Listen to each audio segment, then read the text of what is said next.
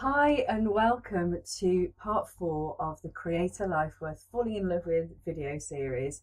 I'm Donna from donnaonthebeach.com and I'm really glad to see you back. If you've stumbled across this video and you've missed parts 1, 2, 3 and 4, the links are below this video. Go check them out first. Honestly, check them out first because this is the 4th of the series. You don't want to miss the first 3.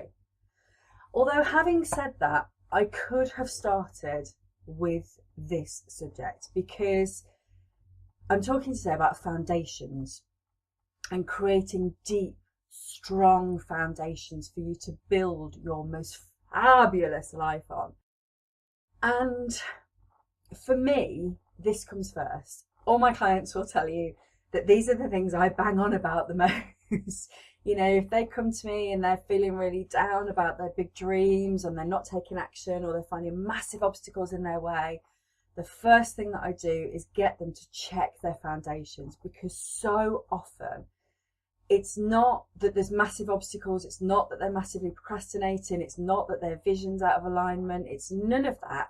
It's just that they're feeling under the weather, they're not cared for, they've got no energy, they're not enjoying life and they're unsupported. And it's just so simple to sort those things out. But most of us never pay any attention to our foundations. And I've been talking about the first foundation, which is self-care. I've been talking about that since 2006, earlier, 2005. So 10 years I've been badgering clients about it and talking about it because it's the most important thing. It's where everything starts. If you're not cared for, if you're not taking care of yourself, you cannot operate to your optimum level. It's just not possible. It's like if you've got a car and you don't give it any fuel and you don't take any care of it, it's going to break down a lot. Whereas if you regularly maintain your car and you look after it, it will run further, faster, for longer. It's just, you know, for most of us, it's a no-brainer that you look after your car because otherwise it costs you a fortune to replace it. But if you don't look after this, you can't replace it. Replacing it isn't an option. And I get it, because when I first sort of learned about this concept of self-care, I had just been diagnosed with chronic fatigue syndrome, which later turned out to be MS, but that's irrelevant. But basically, I had no energy at all. I couldn't get out of bed. I was about 27 years old, and the doctor told me I was just tired. I was sleeping for 15 hours a day. It wasn't just tired. And then I learned over the next 5 years or so, I'm a slow learner, and I learned that I had to listen to my body. I learned that I had to pay attention to what was going on with me. I learned that I couldn't burn the candle at both ends and in the middle. I learned that I couldn't just ignore the fact that I was feeling stressed out and tired and ill a lot of the time. I couldn't just keep ignoring it. I had been for many, many, many years. I've been completely ignoring it. But I learned through having this chronic fatigue stroke MS that I couldn't, that I had to take care of myself. And it's one of the most valuable lessons I've ever learned. And for a lot of people, you're fortunate, you don't have to learn that way. You don't get massively ill. But it's a good way to learn it because you have no choice. When you realise that your body isn't immune to the problems that you cause by living your life at high speed, when you learn that what you do impacts your body and your mind and your heart and your soul, then you start to realise, oh, I need to take care of this. I need to take care of this one and only body that I have. I can't just get a new one if this one breaks down. This is the one I've got. That's it. And you've got to take care of it. So, the first of the 4 pillars is self-care. And it's quite simply taking care of yourself. Now, for a lot of us, if we take any care of ourselves at all, we just take care of our body. For most people, good self-care is just eating well and exercising, and that's kind of it. But there's a lot more to it than that. It's a much bigger subject. And you also want to think about taking care of your mind, your mental health, your heart, your emotional health. and your soul, your spiritual health. All of these things are vastly important for keeping you having a great life and having a great time. And if you've got those things in place, it's much easier to create the vision that you want to create. So the second pillar in the 4 pillars is energy. And this is just fueling yourself. This is not going forever like you're the Energizer Bunny until your batteries run out and you, which so many people do. It's what I always used to do. And then I learned to refuel and to manage my energy. And this is really important, again, because if you're running at suboptimal energy levels, it's hard for you to do the things that you want to do. If you're getting up every morning and kind of dragging yourself out of bed by the scruff of your neck, it's hard to do the things that you want to do. It's hard to take the action. It's hard to get over the obstacles that come up. It's hard to make your vision come to pass because you've got no energy. So you need to sort out your energy. Pillar number 3 is my favourite one. Joy. Enjoy your life anyway. Look, I know that your life probably isn't perfect right now. There's probably something that you'd like to change. This is kind of a perpetual state of humanity unless you've come to real acceptance of where you are in life and what's going on with you. The chances are you want to change something. You want more money, you want a better job, you want different relationships, you want whatever you want. You might want to change your physical appearance. There's usually something that you want. Enjoy life anyway. Even if it's a bit sucky, even if the circumstances aren't perfect, if you've got a shit job and you're broke and you're single or you're in the worst relationship in a history of relationships, enjoy your life anyway. Because if you don't, you've got no money, a shitty job and a shitty relationship, and you're having a shit time. Whereas you can actually, those things bring you down. If you've got all that going on, then my sympathies and, please do something to help sort it out. But those things can bring you down, but also you can enjoy your life anyway. Even if your relationship's not perfect. You know what? If you've got a really shitty relationship, get out. Or do what you need to do to make it better. You spend a lot of time with that person. Do what you need to do to make it better. But you can have an imperfect relationship. A lot of people do. You can have a shitty job. A lot of people do. You can be broke. A lot of people are.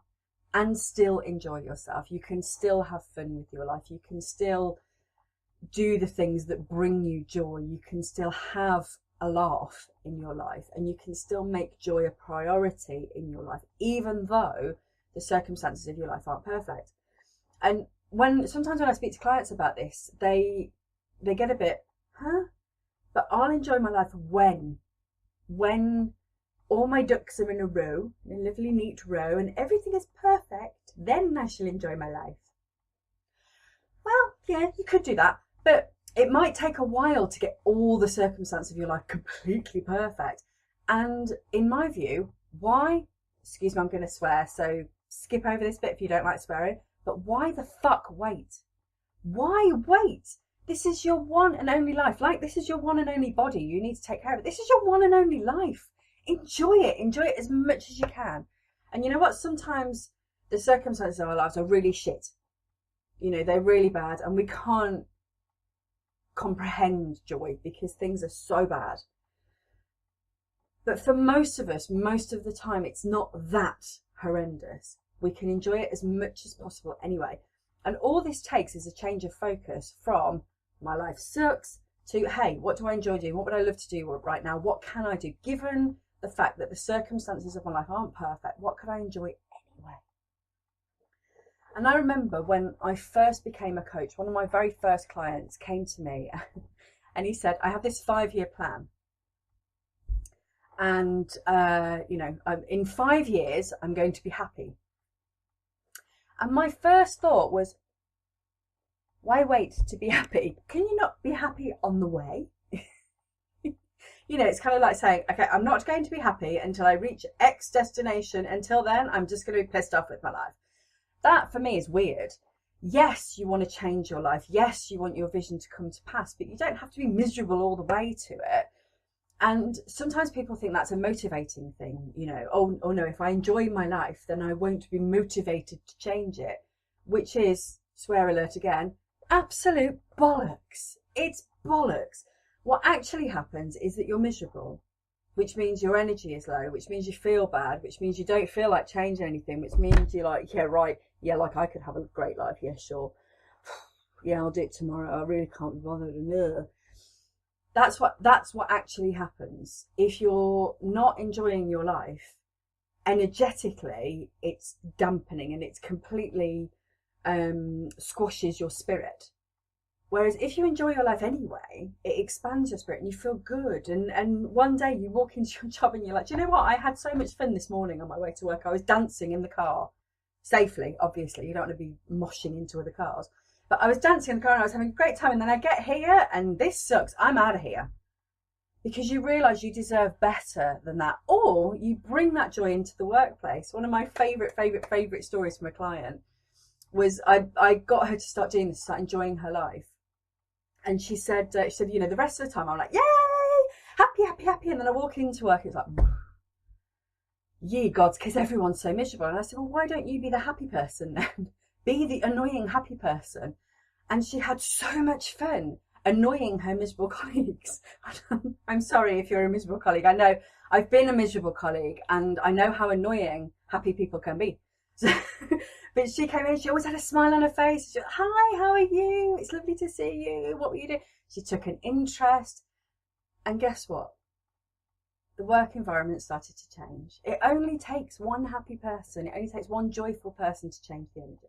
Anyway, that's my little soapbox moment. Spread the joy, people. Spread the joy into every miserable place. Bring sunshine. But anyway, you need to enjoy your life. The fourth pillar, the fourth foundation that you need to build is support. You know what? We can't do it all alone. We're not Robinson Crusoe living on an island. Even Robinson Crusoe had Man Friday. We don't do it all alone. We can't do it all alone. We shouldn't try to do it all alone. And, you know, I suck at this, getting support. I've had people threaten to beat me up if I don't tell them that I'm just about to have a nervous breakdown. Again, because that's what I did before. Never mentioned that I was struggling. And then I was like, oh, I'm having a breakdown. Why didn't you tell me? Anyway. So, get the support that you need. Get the emotional support that you need. Get the physical support that you need. Get the support from people who can do it. And don't just look at your circle of friends and think, well, you know, they haven't got this big dreamer thing going on. They're not ambitious. They're not feeling it. Look for where there are people who've got a little spark of that somewhere about them. Expand your circle of friends. Bring people in and let people play to their strengths. You know, if you've got someone in your life who just can't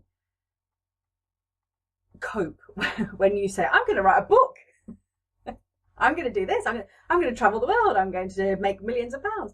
If you've got someone who's just like, I can't cope with that because it's the dreamy thing is just awful, but they can put up a shelf, then, you know, let them play to their strengths and put up the shelves and look for somebody else that you share your dreams with and share your visions with. But get the support that you need. If you have these 4 pillars in place, these great foundations, these deep, strong foundations, it's so much easier to build your vision on them. If you don't have these foundations in place, what happens is you start to build your vision slowly because it's harder if you're uncared for, have no energy, aren't enjoying your life and are unsupported. It makes it way harder. But if you try, you build and you start to build and then one of the legs falls off and things come crashing down on you. I've seen that happen quite often. People often come to me at that point, you know, they've started to make things happen and then one of the wheels falls off and they're like, what happened? But their foundations weren't there. You need those strong foundations. So there you have it. If you feel that you need more help to create deep, strong foundations on which to build your most fabulous life, or you need help to get past all of the obstacles that come up in your way, or you need help to take action and make things happen, or you need help to create the best possible vision for your life, then check out my workshop. It's called Create a Life Worth Falling in Love With, and the details are just below this video. And I've also got a little gift for you, partly to say thank you for watching all of these videos. I do appreciate you. I'm so glad that you are here, and I hope that something in these videos has really helped you to make your life better. But I've got a free gift for you. So just below the video again, there is a link to get a free ebook called The First Step to a Joyful Life. It's the first ebook I ever wrote. It's only a short ebook, and it will help you to get your self-care into place, so you can get the first pillar sorted right away. Thanks so much for watching. I really appreciate you. And here's to you always having a life that you absolutely love. Mwah. Bye.